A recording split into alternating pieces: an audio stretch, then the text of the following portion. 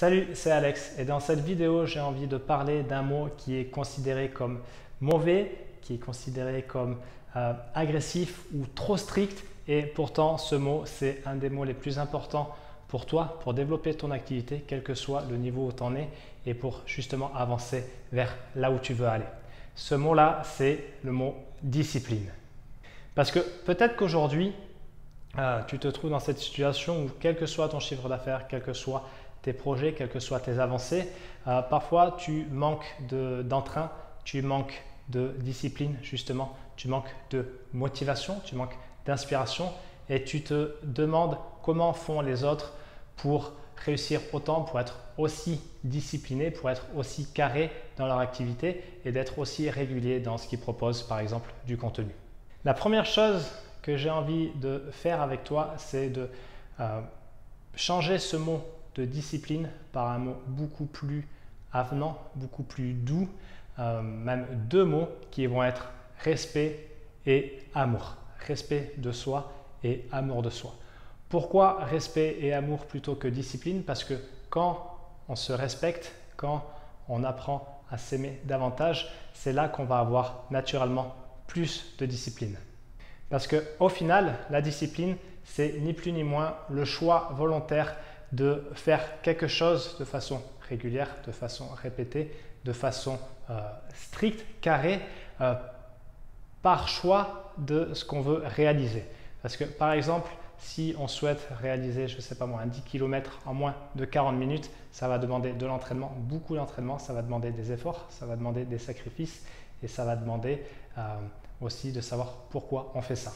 Et si tu regardes de plus près, les stars, les personnes qui dominent leur domaine, quel que soit le domaine, que ce soit sportif, artistique, dev perso, on va prendre ça, business, toutes ces personnes-là, tous ces leaders, toutes ces stars, ce sont des bêtes de discipline. On va prendre Kelly Slater dans le surf, il n'a jamais fumé, il n'a jamais bu, il s'entraîne énormément, il fait très attention à lui, à son corps. C'est la plus grande légende du surf et peut-être même un des plus grands athlètes de tous les temps. Si on prend par exemple Beyoncé, c'est la queen et c'est une bête de répétition, c'est une bête de travail. Idem pour Jay-Z.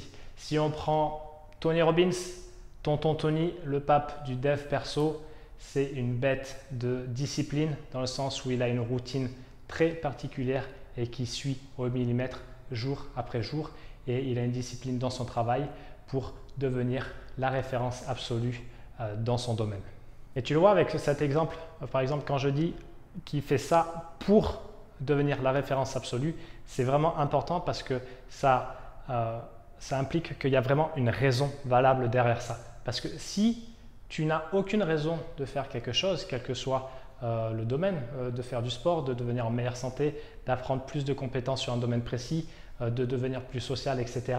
Si tu n'as aucune raison pour faire ça, fatalement, tu ne passeras pas à l'action et fatalement, tu manqueras naturellement de discipline parce que tu n'auras pas d'inspiration, parce que tu n'auras pas de raison nécessaire à passer à l'action et à devenir cette personne plus exigeante. Et ça amène donc naturellement à cette question, qu'est-ce qui est important pour toi? Qu'est-ce qui naturellement t'attire? Où est-ce que tu veux aller? Par exemple, si tu passes 2-3 jours sans rien faire, où est-ce que naturellement tu vas reprendre du service, j'ai envie de dire? Où est-ce que tu vas aller naturellement? Qu'est-ce que tu aimes vraiment de façon plus importante que les autres, qui exige de toi, qui te donne envie d'aller creuser? Est-ce que par exemple, si c'est le copywriting, tu vas dévorer tous les anciens bouquins et livres des marketeurs et des publicitaires des années 60, voire des années 30. Si c'est la connaissance de la psychologie humaine, naturellement, tu vas te former là-dessus. Si tu souhaites devenir un très bon athlète dans une discipline, naturellement, tu vas t'entraîner. Et si tu veux par exemple faire un 10 km en moins de 40 minutes, tu vas manger du fractionné, tu vas te faire fumer les jambes et exploser le cardio pour y arriver.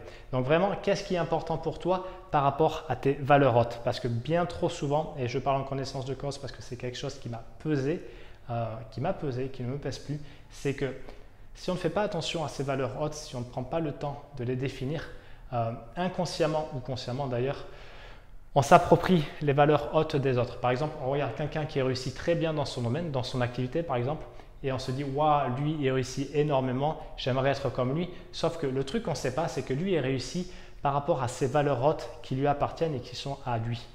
Et si ces valeurs hautes, ce ne sont pas les tiennes, c'est là où tu te condamnes à souffrir parce que il va y avoir un vide, ça n'aura pas de sens pour toi et tu ne vas pas comprendre. Si par exemple, la personne que tu admires parce qu'elle fait 1 million de chiffre d'affaires et tu dis « Ouais, j'ai envie d'être comme elle », mais c'est du pur fantasme parce qu'en fait, 1 million de chiffre d'affaires, tu n'en as rien à secouer. Toi, tu veux juste gagner suffisamment ta vie pour ensuite travailler d'autres projets, avoir une vie sociale hyper intéressante, continuer à te former et voyager.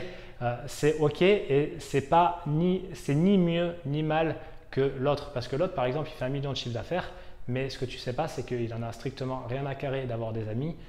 Il n'a aucun autre centre d'intérêt et que lui, il est uniquement focus sur ça. Donc vraiment, par rapport à cette discipline, soit vraiment la première chose pour qu'elle vienne naturellement, pour que ce ne soit pas quelque chose de forcé, la première chose à faire, c'est vraiment savoir mieux te connaître. Déjà, ça c'est important, quel que soit le domaine.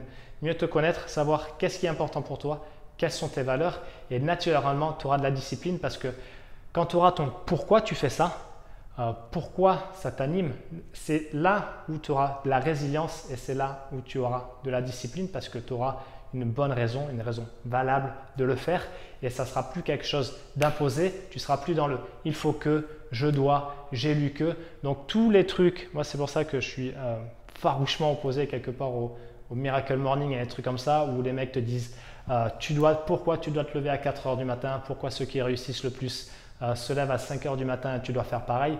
Pour moi, c'est des conneries parce que tu peux te lever à 11 heures du matin, bosser 5 heures, 3 heures, j'en connais, et mener la vie que tu veux.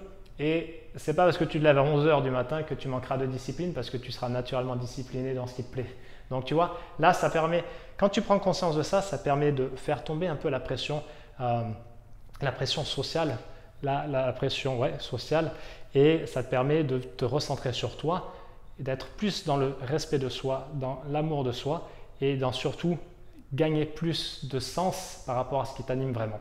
Donc du coup, c'est là où ce mot discipline ou autodiscipline, donc la discipline de soi, qui est assez mal vue, qui a mauvaise réputation et qui est un peu là dans le bourrin, c'est là où en fait ça devient un truc hyper cool parce que ça sert tes expériences, ça sert ton but, ça sert tes objectifs et ça te sert à toi à te développer de la façon dont tu veux, avec tes valeurs, avec ton pourquoi et avec ce que tu aimes vraiment.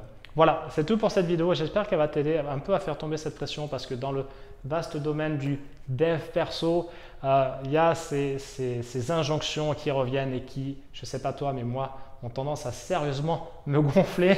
Donc cette vidéo, elle est là pour t'aider à te foutre la paix et à te faire comprendre que la discipline, ce n'est pas quelque chose que tu vas aller chercher, que tu dois gagner, mais que tu dois plus naturellement trouver. Voilà, c'était Alex et je te dis à bientôt pour une autre vidéo. Salut!